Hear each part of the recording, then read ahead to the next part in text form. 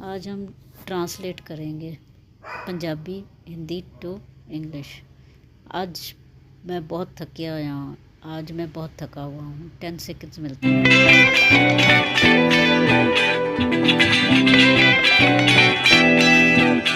Answer is I am very tired today. Next, मुझे जल्दी सोना है। मैनू जल्दी सोना है। इसको आप इंग्लिश में ट्रांसलेट कीजिए। कमेंट में आप तब तक पॉज करके लिख भी सकते हैं।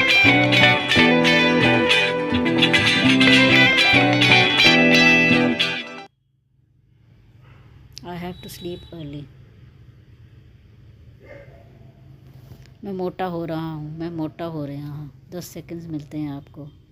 कमेंट में आंसर लिख दीजिए।